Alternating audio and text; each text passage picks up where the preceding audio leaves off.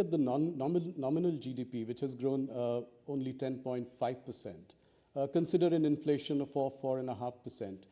Do you think that 7% itself would be challenging? I mean, do you think it is realistic for us to grow on those lines? The chief economic advisor has also commented in his preface. He's elaborated on how 7% is not difficult to achieve.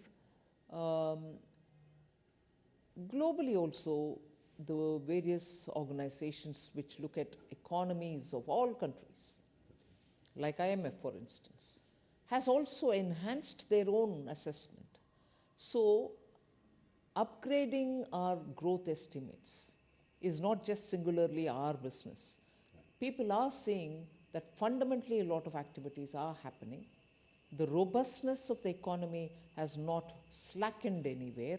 It has maintained its, the buoyancy with which things are happening, not just revenue collection when I'm talking of buoyancy. So there is reason to believe, yes, it is possible.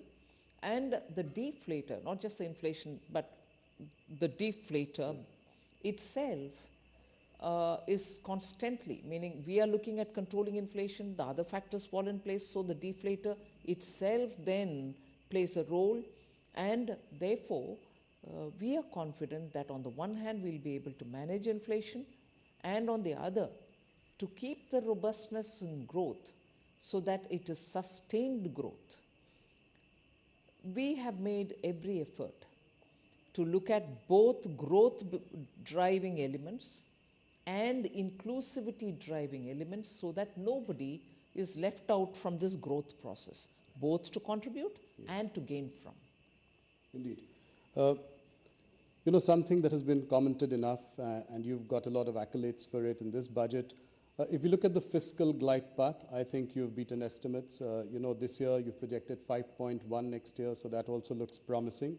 What is your message to the sovereign rating agencies? You're expecting an upgrade? Well, I would think that they do their job, but periodically it's our business also to bring it to their notice that economy, particularly emerging market economy like India, despite the odds,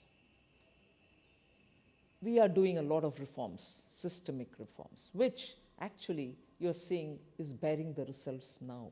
If only Prime Minister Modi hadn't pressed the pedal, let's say the revving pedal, the accelerator during COVID, even as we are managing COVID, we will have to attend to reforms and continue doing the reforms. The Atmanirbhar Bharat announcements were all infused with so much of reform measures. Otherwise, we wouldn't have eliminated more than 68,000 rules, which were just so archaic and were becoming instruments for rent-seeking people. So, systemic reforms have continued. Whether it was pre-COVID, GST and IBC, together with very many other reforms like professionalizing public sector banks and so on, the emphasis on reform has given us adequate rewards, and we'll continue doing that. That is why even in the budget, we have emphasized on transparency. We have emphasized on getting everything on board the budget process itself, rather than keeping it outside of the budget or underneath the carpet. These are not small steps, and that has been consistently done in the last 4-5 years. And before that, as I said, IBC or banking reforms, the 5 major recognition R's, as we say, of the problem. So to list it, there are so many, some small, some very big.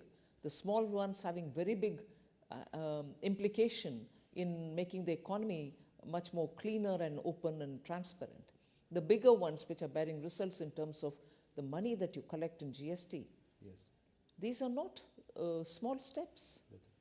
So that is the one which I would play as important indicators which rating agencies should look at comprehensively, rather than look at just one detail here, one detail there. Macroeconomic stability is also very well kept up. No, glad you mentioned reform.